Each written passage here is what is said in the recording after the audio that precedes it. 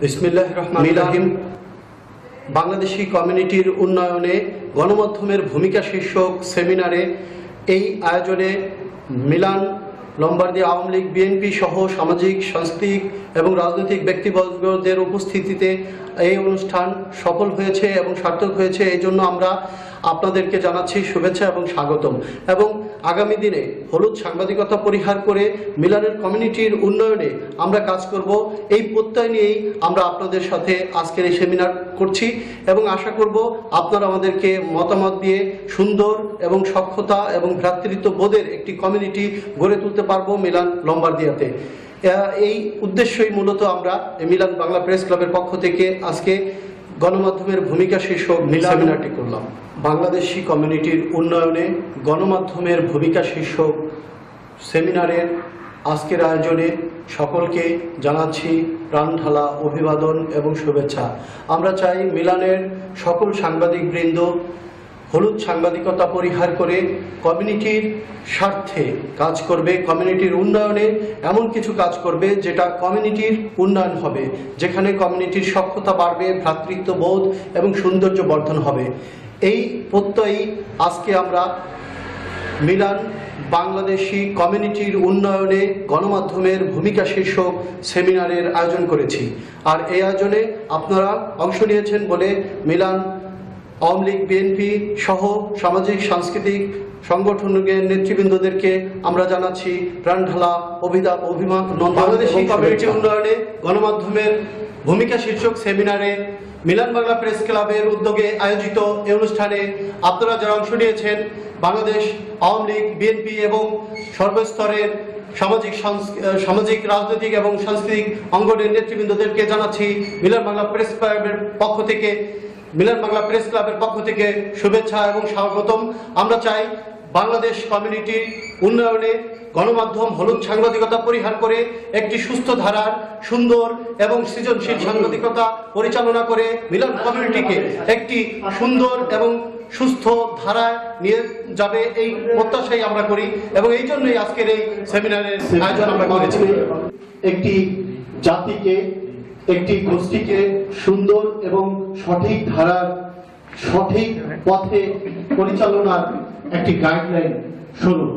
আর সঙ্গত কারণে Milan community যখন একটি সংগঠন খুলে যে যার খেয়াল খুশি মতো অনুষ্ঠান করছি, চলছি, খাচ্ছি, যাচ্ছি, মনে হচ্ছে ইউরোপে এসেছি বলেই বাংলাদেশের যে কৃষ্টিটা সেটা হয়তো আমরা ভুলে গেছি, যে একটা চেরম কমন সেটা হয়তো আমরা ভুলে গেছি।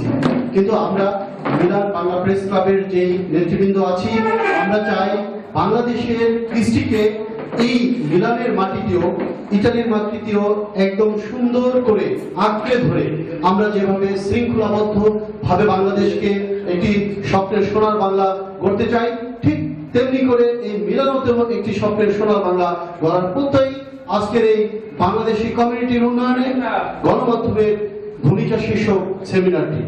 আর এই জন্য আপনারা আপনাদের মূল্যবান মতামত সবাইকে করবেন। আমার খুবই কাছের মানুষ এখানে, এবং এই জন্যই আমার বেশি ভালো লাগছে যে আজকে কোনো আওয়ামী লীগ না, কোনো বিএনপি না, কোনো সামাজিক সংগঠন না, মনে হচ্ছে যে একটি মানুষ আমরা যে কথাটা আমাদের উপদেষ্টা মন্ডলীরা বলে গেছে।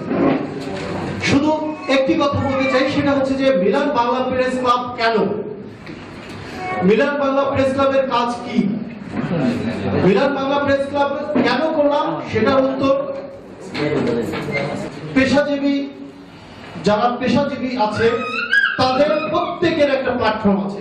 মিলানোতেও গড়ে উঠেছে বিভিন্ন প্ল্যাটফর্ম, কিন্তু সাংবাদিকদের কোনো প্ল্যাটফর্ম নাই। সাংবাদিকরা এক জায়গায় গেলে সবাই মনে করে যে 2 টাকা দিলেই পাওয়া যায়, শেষ হয়ে গেছে, শেষ। আর বিশেষ করে মিলানের কালচারটা এরকমই। আমার চোখের সামনে একদিন দেখলাম এক সাংবাদিক, আমাদের এক মুরব্বীর কাছে গেছেন, হয়তো অ্যাডের টাকা কিংবা কোনো কিছুর টাকা আছে, বাইরে নিয়ে গেল। আমি বসা বলে আমি পেপার পড়তেছিলাম, বাইরে নিয়ে গিয়ে কিছু বললো, বলে মনে হয় আবার ভিতরে আসলো। এখন কাউন্টারে যখন আবারও টাকাটা দিচ্ছিল তখন সেই ভদ্রলোক ব্যবসায়ী তিনি একটা কাস্টমার ডিলেস করতেছিলেন, তখন এক ধমক দিলেন, দেখেন আমি কাজ করতেছি। আমি আজকে পত্রিকাটা আমার মুখটা ঢাকা দিলাম, বোঝালাম যে আমি একটা লক্ষ্যই করি নাই। আমার সত্যিকার অর্থে কসম করে বলতে পারি, আমি যখন 97 থেকে 96 থেকে আমি কলম ধরেছি। আপনারা মাদারপুরে অনেকে আছেন, সাংবাদিক সুবল বিশ্বাস, শাহজাহান, বজলুর রহমান খান রুমি, আপনারা অবশ্যই চেনেন। এইসব মানুষের সান্নিধ্যে যখন ছিলাম অনেক কিছু শেখার আছে। এই মিলাদুতে যখন এসেছিলাম কলম একদম ফেলে রেখে সেই এয়ারপোর্টে, এখানে যখন দেখলাম যে একটি হলুদ সাংবাদিকতার সরাসরি সেই প্রথম থেকে, যেদিন আমি ঢুকেছি 2005-এ, তখন থেকে 500 ইউরো 1000 ইউরো দিলেও আপনারা ডোনেশন করে এনেছেন। আমার জানা মতে এখানে অনেক নেতৃবৃন্দ আছেন যারা 1000 ইউরো দিয়েও ওই রুম থেকে এনে এখানে হোটেল ভাড়া করে তারপরে নিউজ করাইছেন। এই কথা, যে কথাটা আপনারা সবাই বলছেন, পরিহার করানোটা আমরা মনে হয় পারবো, আমরা মনে হয় পেরেছি, পেরে উঠছি। সাংবাদিক ভাইকে কেউ ধিক্কার করে কথা বলতে পারবে না, এবং আমাদের একটা রেস্ট্রিকশন থাকবে। আমরা 2 টাকা নিয়ে একজনকে তথ্য দিয়ে দিতে পারবো না, আরেকজনের নাম চেপে দিয়ে, যে কথাটা আমি শুনলাম আমাদের এক নারী নেত্রী অভিযোগ করেন, এরকম যাতে কেউ না করতে পারে, একটা বাইন্ডিংস করা উচিত। আর সঙ্গত কারণে আমরা গড়ে তুললাম মিলান বাংলা প্রেস ক্লাব, যেখানে একটা জবাবদিহিতা থাকবে। আজকে আপনারা বলতে পারছেন এই মিলান বাংলা প্রেস ক্লাবের পতাকা আছে বলে বলতে পারলেন যে আমাদেরকে দেখানো হয় নাই, আমার নাম কেটে দেওয়া হয়েছে, আমার অমুককে এটা করা হয়েছে, সেটা করেছে। এত অভিযোগ আপনারা আগে পেরেছেন?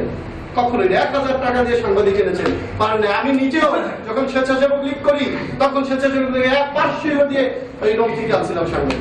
যেই ক্যামেরাটা আমার দেখেন আজকে বাংলা টিভি, এই ঠিক এই ক্যামেরাটাই আমি নিয়েছিলাম 500 ইউরো দিয়ে। আজ আমার এই ক্যামেরা দিতে 4 আনা পয়সা লাগে না। এটা আপনাদের সহযোগিতা আছে বলে আমরা পেরেছি। আর যদি আপনাদের সহযোগিতা না থাকতো আমরা কোশ্চিন কালেও পারতাম না। আজকে যে আপনাদের সামনে আমি প্ল্যাটফর্মে কথা বলছি, এটা আপনাদের অবদান। আমি কাউসার, ব্যক্তি কাউসার কখনোই এটার সংগঠনের সংগঠিত করতে পারতাম না, এবং কখনোই এটার প্রেসিডেন্ট আমি হতে পারতাম না যদি না আপনারা আমাকে সার্বিকভাবে সহযোগিতা না করতেন। কেউ করেছেন অর্থ দিয়ে, কেউ বলেছেন ভালোবাসা দিয়ে, কেউ করেছেন ভোট দিয়ে, কেউ করেছেন অন্যভাবে, যে যেই অ্যাঙ্গেলে করেন আপনারা করেছেন বলে আমি এর জন্য আপনাদের কাছে কৃতজ্ঞ। আপনাদের ভালোবাসার কাছে আমি মুগ্ধ, আমি ঋণী হয়ে আছি। আর এই ঋণটা পরিশোধের জন্য আমরা মিলান বাংলা প্রেস ক্লাবের নেতৃবৃন্দর পক্ষ থেকে এই সেমিনারটার আহ্বান করেছি, যার ফল অবশ্যই আমরা কিছু পেয়েছি বলে আমি বিশ্বাস করি।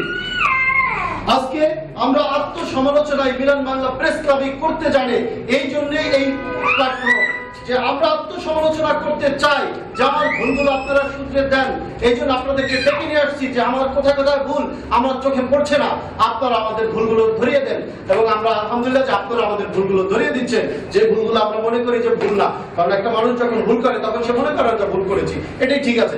যখন মানুষ দেখে তখন তারা অন্যজন বুঝতে পারে, সেটার জন্যই আমরা এই কাজটি করেছি। আর আরেকটি কথা, সেটা হচ্ছে যে কনসাল জেনারেলের সম্পর্কে যে কথাবার্তাই উঠে আসছে, এটা আমারও দাবি। আমি যখন আমারও এর মধ্যে পাসপোর্ট ওইরকমই দোয়াদা করে নিতে হয়েছে, সবাই এভাবেই নিচ্ছে। কিন্তু আমি বাংলা টিভির লোক নিয়ে গিয়েছিলাম একদিন, ম্যাডামের সাথে সাক্ষাৎ করেছি যে আপনি আমার কমিউনিটির যে নেতৃবৃন্দ যে প্রত্যেকে যে কথা, যে একটি কথা আমি বলেছিলাম যে আমি আপনার জানতে চাই যে 2015 নভেম্বরে যে ডিজিটাল পাসপোর্ট শেষ হয়েছে তাদের কি হবে। তখন সে বলছিল যে আমাদের এই পাসপোর্ট যারা জমা করেছে সেটা আলাদা পার্ট, আর এই যে 2015 পর্যন্ত শেষ, এটা আলাদা পার্ট।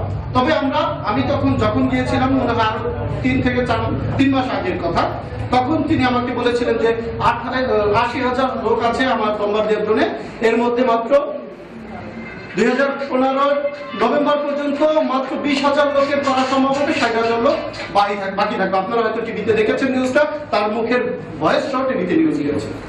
আমরা ভয়েস দিয়ে চেষ্টা করেছিলাম সরকারকে জানাতে যে এই কমিউনিটি চায় যে আরেকটা সার্ভিসিং সেল হোক।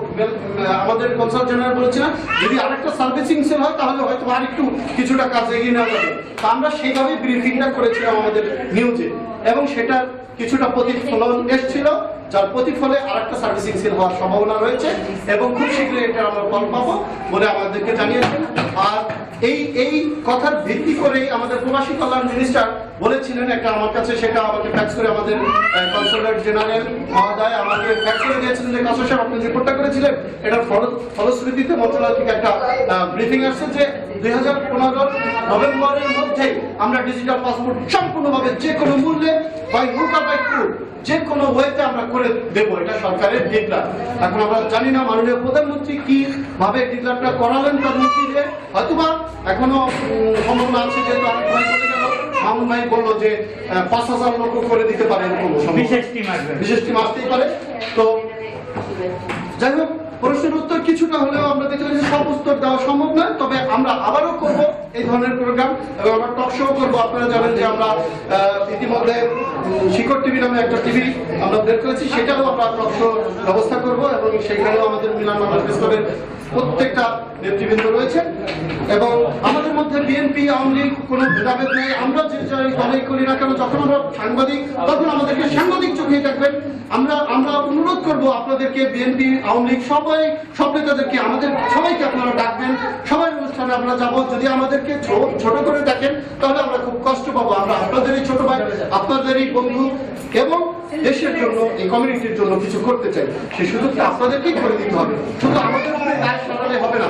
আমাদেরকে যদি ধরতে চান আজকের মতো যে আমার ছবিটা গেল না কেন এখানে, সেই জন্য মতের ভিত্তিতে যদি আপনারা একমত হন তাহলে আজকেও প্রতিজ্ঞাবদ্ধ হন যে হলুদ সাংবাদিকতা যারা করতে আসবে এবং যারা করাবেন তাদেরকে মিলানোতে অবাঞ্ছিত ঘোষণা করব আমরা।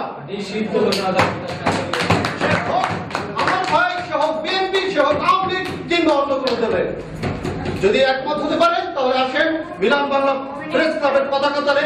একটি সাংবাদিকও হলুদ সাংবাদিকতা করতে পারবে না, তাদেরকে ধরে এনে আমরা উপযুক্ত কমিউনিটির নেতাদের মাধ্যমে উপযুক্ত শাস্তি বিধান করে এই অঙ্গীকার ব্যক্ত করে আমি আমার সংক্ষিপ্ত বক্তব্য শেষ করছি এবং আজকের এই সমাপনী, আজকের এই সেমিনার সমাপনী করছি এবং সবাইকে, প্রত্যেক কমিউনিটির নেতৃবৃন্দকে আমি আন্তরিকভাবে ধন্যবাদ, কৃতজ্ঞতা জানিয়ে আমি শেষ করছি।